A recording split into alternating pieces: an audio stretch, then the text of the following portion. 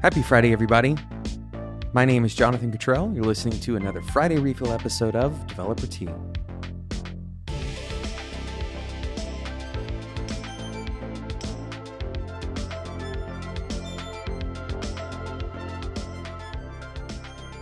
You know the feeling, probably as well as any of us do, the feeling of the flow state. Getting into your work and having a high degree of focus. Maybe you have a very clear goal that can help you get into flow state. Maybe you have a very clear process, and especially when that process is repetitive in some way or it is right on the edge of keeping your attention. It's challenging enough to keep your attention, but it's easy enough that you are fluent. You're able to do the task without tripping over yourself. This is when flow state tends to occur. There's a lot of science around this, and there's a lot of research on the subject. But today, I want to talk about a potential red flag, or at least a trigger to look for when you're seeking flow state. And you may actually feel like you're in flow state when these triggers occur. The reality is, when we're in flow state, it's possible that we feel that no improvement can be made to whatever it is that we're doing.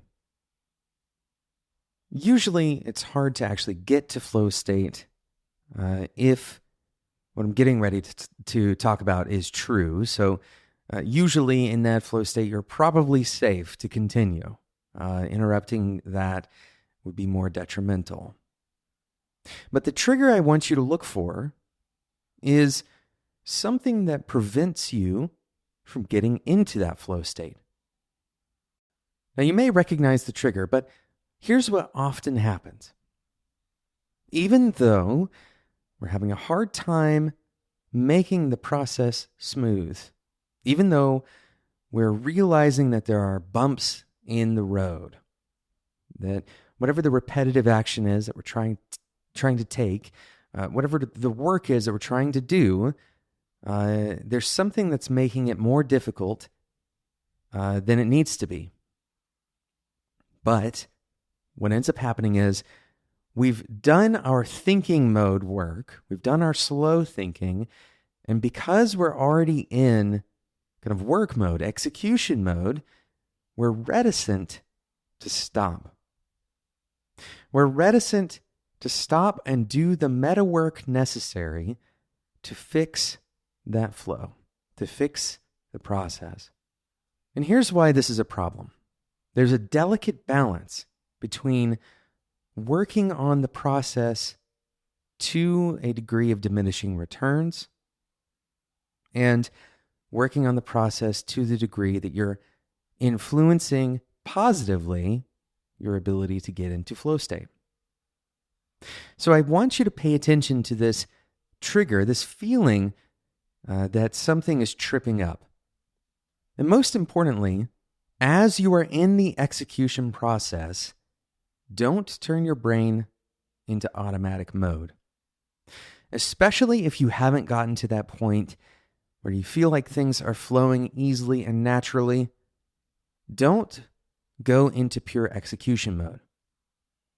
Because what can happen is we get we become prey to a confirmation bias.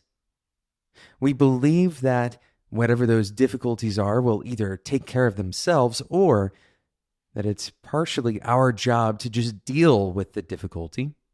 Maybe just practicing, strict perseverance and trying to deal with it. And so we often work suboptimally, intentionally, not recognizing that the amount of frustration or the amount of inefficiency that we could subvert greatly outweighs whatever the positive gain is by just sticking to it, by just having that grit. So this isn't the same thing as knowing when to quit.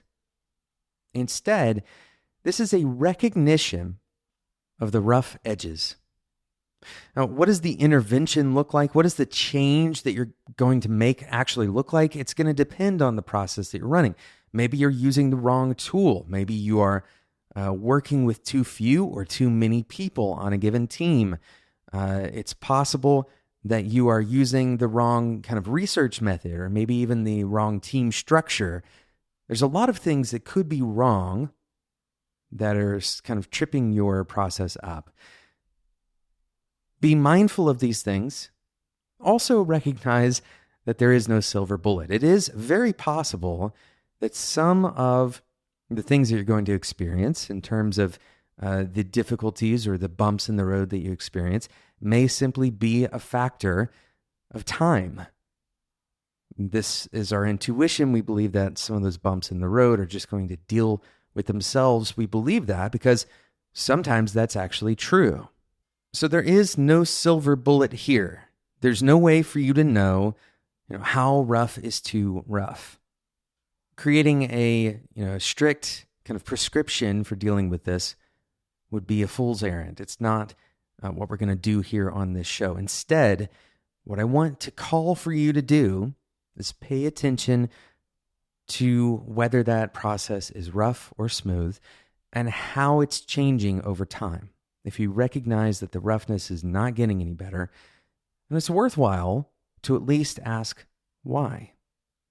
Don't buy into the process just because you're down the road on the process. This is the equivalent of just doing it because it's what we've always done. The things that we're already doing are very difficult to stop doing. Remain mindful through all of your execution. Thank you so much for listening to today's episode of Developer Tea, this Friday refill episode. If you don't want to miss out on future episodes, which there are 3 of every week, go ahead and subscribe in whatever podcasting app you're currently using. By the way, we did an episode about scheduling something. I want for you to take a moment and schedule a time. If you like this show, if you want this show to continue existing, one of the best things you can do is help it spread to new engineers. We've talked about leaving reviews in iTunes. We've talked about subscribing yourself. But what I want you to do next is to schedule a time. If you think this show is worthwhile for your time, then one of the best things you can do to help the show, but also to help yourself with your network, is to share the show with somebody who you think would benefit from it. Specifically, this episode. I want you to schedule a time to share this episode with another engineer. Thanks so much for listening, and until next time, enjoy your tea.